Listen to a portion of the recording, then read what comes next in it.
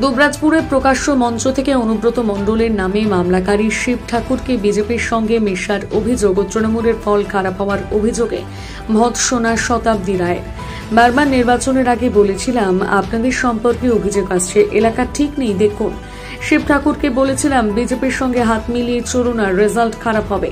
শিব ঠাকুর তুমি আমাকে বারবার বলেছিলে রেজাল্ট দেখবেন, তুমি কি জিতেছ? জিততে পারোনি, তুমি ভুল পথে চলেছিলে। যে মানুষগুলোকে নিয়ে চলছিলে তুমি জানোই না তারা খারাপ, তুমি জানোই না তুমি জিততে পারবে না। আমি অনেক জায়গায় ভুল ছিলাম, কিন্তু আমার নেতারা আমাকে ভুল প্রমাণ করেও জিতিয়ে দিয়েছে, কিন্তু তোমার ক্ষেত্রে সেটা হলো না। ভবিষ্যৎ তোমারও আছে, দলেরও আছে, বিধানসভা ভোট আছে, দেখে নাও কি করবে। তিনি আর কি বললেন শুনুন। যখন তার স্ত্রী প্রধান হলেন তখন বলার কথা যে এটা তৃণমূল থেকে পুরস্কার, কিন্তু এই যে তিনি তৃণমূল থেকে পুরস্কার পেয়ে প্রধান হলেন, তারপর তিনি দলের হয়ে কাজ করলেন না। কি মনে হচ্ছে দলের হয়ে কাজ করলো কি করলো না এটা একবার আমি বলিনি, কিন্তু আমি যে রেজাল্ট খারাপ হয়েছে, কারণ রেজাল্ট বলা হয়েছিল যেখানে রেজাল্ট খারাপ হবে, তোমার ওখানে গন্ডগোল হচ্ছে, রেজাল্টের দিকে দেখো, তোমার কিন্তু লিড হবে না। তো একটা মানুষকে যখন কেয়ারফুল করা, সে যখন আর সে যদি বলতো হ্যাঁ দিদি আমি চেষ্টা করছি, অন্য কথা। অনেকেই বলেছে যে দিদি আমাদের ওখানে লিড হওয়া বেশি আশা করছি না, কম করছি। ও বারবার আমাকে বলে গেছে যে আপনি ভাববেন না, আপনি দেখে নেবেন কে কী বলছে, আপনি শুনবেন না, দেখে নেবেন আমি কি লিড দিই। তারপরে এই রেজাল্টটা তো হচ্ছে। এবং দলের কী কাজ করেছে, কবে পুরস্কার পেয়েছে, কবে পুরস্কার পাবে সে কথা তো আমি যাচ্ছি না। আমি ওকে স্পেসিফিক্যালি নাম ধরে যখন বলছি, আমি ওকে বারবার সাবধান করেছিলাম যে দেখো এলাকা, দেখো তোমার এলাকা ঠিক হচ্ছে না। যেখানে ও উল্টো কনফিডেন্সের সঙ্গে আমায় বলেছিল যে আপনি কিছু শুনবেন না, আপনি কারোর কথা শুনবেন না, আমার থেকে বুঝে নেবেন, তো বুঝে নিলাম। ব্যবস্থা আছে, মানে দল সেটা বুঝবে। আমার যেটা ওর সঙ্গে হয়েছে সেটা আমি বলে দিয়েছি। দলের কাছে আপনি বলুন, আমার দলের কাছে সবার কাছে রিপোর্ট যাবে, আমার বলার কিছু নেই।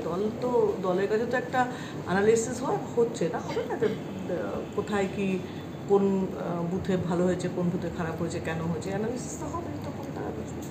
এই যে গোল্ড মেডেল দেওয়া, এটা দুবরাজপুর থেকে শুরু হলো।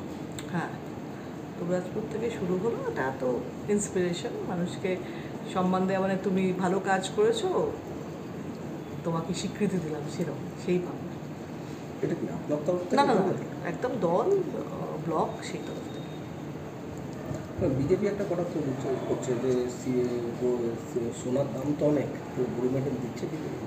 ওরা এসে দেখে যায়, ওটাকে সোনা বলে না, গোল্ড প্লেটিং বলে। ওরা তোমরাও গিয়ে প্রশ্ন করো যাকে হোক, আর তারাও যা হোক না জেনে উত্তর দেয়, তোমরাও না জেনে প্রশ্ন করো, তারাও না জেনে উত্তর দেয়, একটা উত্তর দিতে হবে বলে দেয়।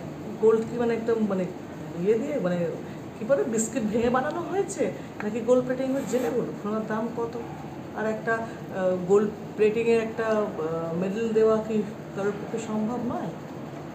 এর মধ্যে আর কটাক্ষ করার কী আছে? দেখুন, শতাব্দী দিদিমণি যেভাবে তার দলের প্রধানের বিরুদ্ধে বলছেন, জানি না তৃণমূলে এর কথার কতটা সত্যতা আছে। ভারতীয় জনতা পার্টির প্রতি মানুষের যে আস্থা, আমরা বিভিন্ন যে অঞ্চলে যে রেজাল্ট, সেই রেজাল্টটা আমরা দেখতে পেয়েছি।